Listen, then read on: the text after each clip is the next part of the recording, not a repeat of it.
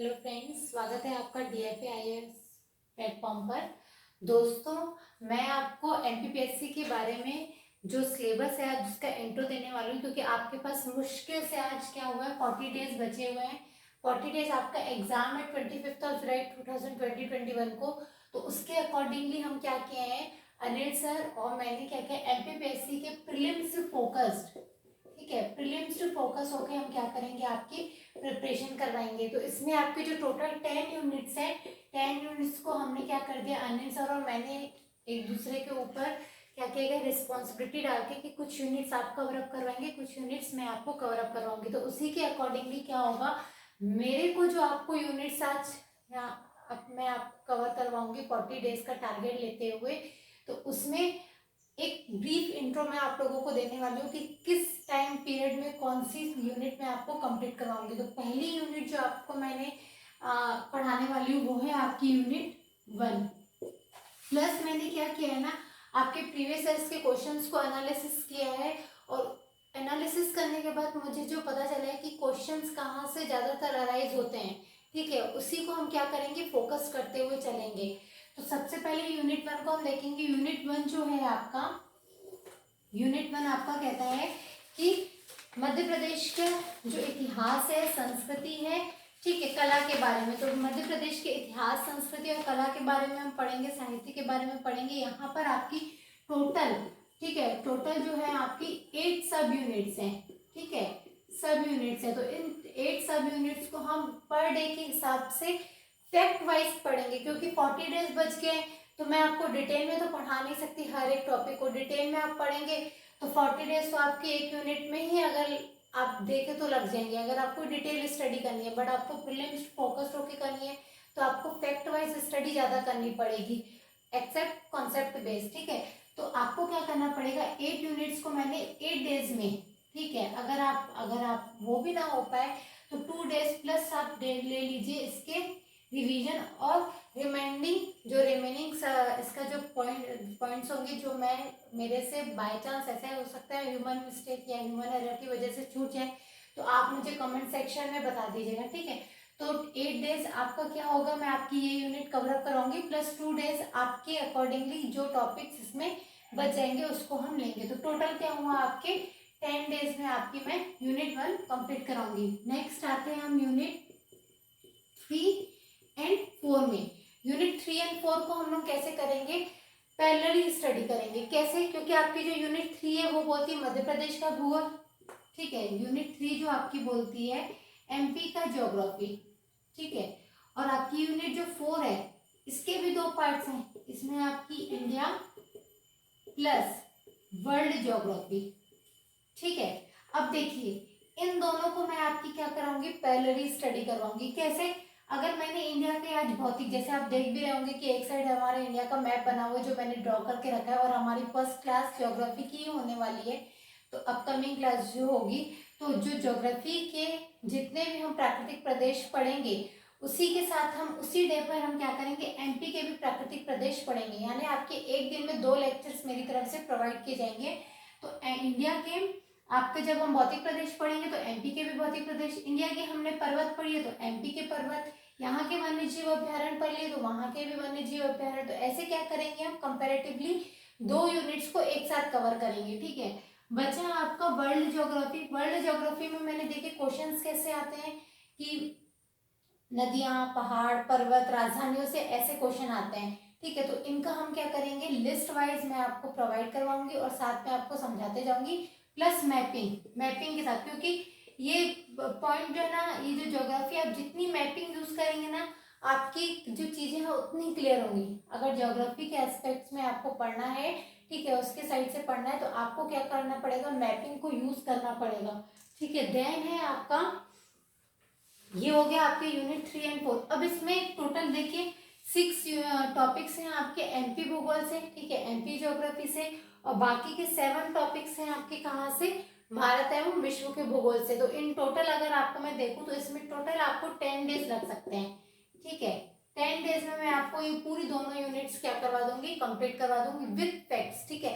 और आप ये नहीं सोचिएगा कि मेरा ये भी छूट गया ये भी छूट गया, क्योंकि आपको 40 दिन बचे और 40 दिन में आपको क्या होना है, प्रीलिम्स पे फोकस होकर स्टडी करनी है। ठीक है, वो भी ऐसा नहीं आपको सब खाना है, सब नहीं खाना है, आपको वही चीजें खानी है जो आपके क्या है बहुत काम की हैं। ठीक है, एकदम चूजी होना है प्रीलिम्स के लिए, एकदम चूजी है। आपका जब एग्जाम पास आ जाना तो आपको एकदम चूजी हो जाना है कि मुझे कौन सी चीजें पढ़नी है और कौन सी चीजें नहीं पढ़नी है, और जो चीजें पढ़नी है उन्हीं का ही मुझे क्या करना है, मल्टीपल टाइम्स रिविजन करना है।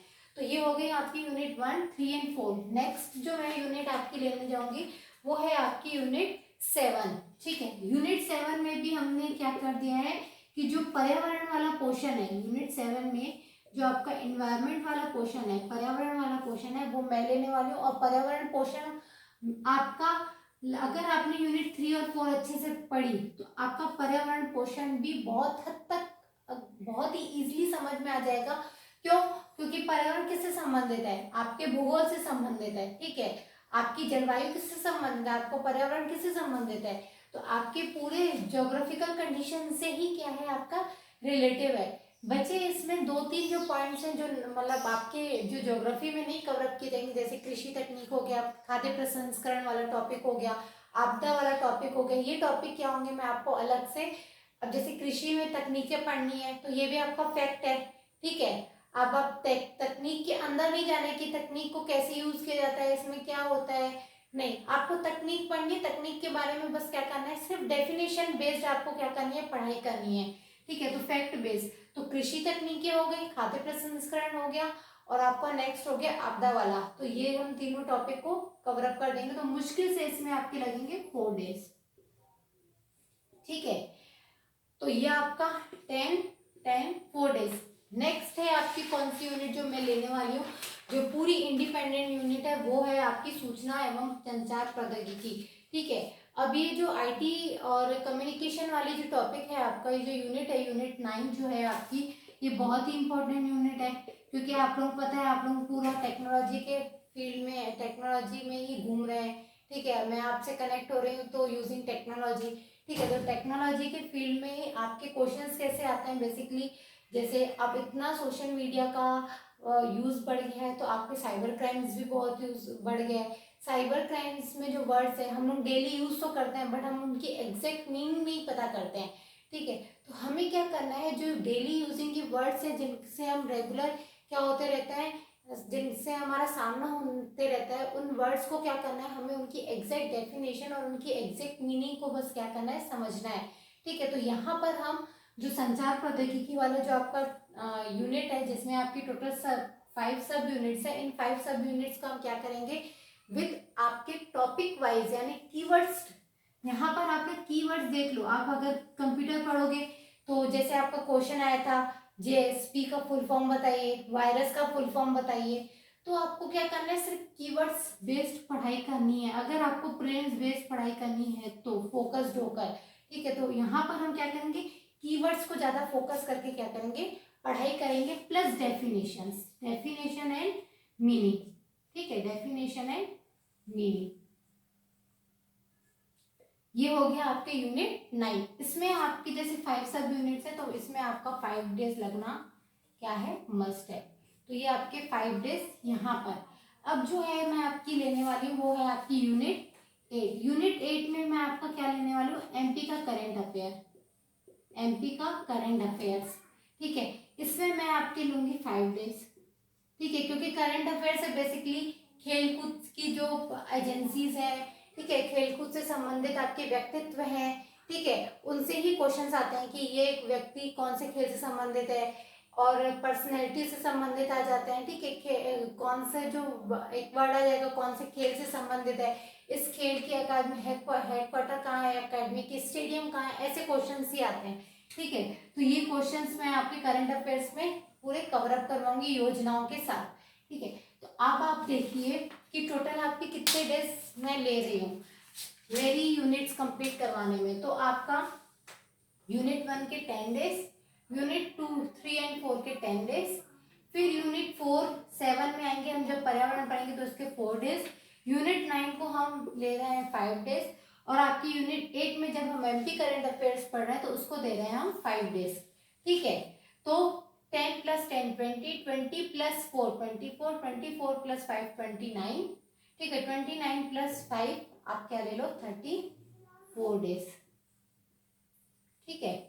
34 डेज में आपका मैं पूरा सिलेबस कंप्लीट करवाऊंगी, प्लस जो आपके 6 डेज रिमेनिंग होंगे, ठीक है, 6 डेज जो रिमेनिंग है इसमें मैं आपको क्वेश्चन आंसर्स करवाऊंगी, प्रीवियस ईयर्स के क्वेश्चन आंसर, कुछ मेरे लिए हुए क्वेश्चन आंसर्स। तो इसमें क्या करेंगे 6 डेज में हम सिर्फ और सिर्फ रिवीजन प्लस क्या करेंगे आपका क्वेश्चन आंसर सॉल्व करेंगे। तो ये आपका हो गया टोटल 40 डेज का कंप्लीट, जो आपका 40 डेज का टारगेट है एमपीपीएससी प्रीलिम्स को फोकस करते हुए।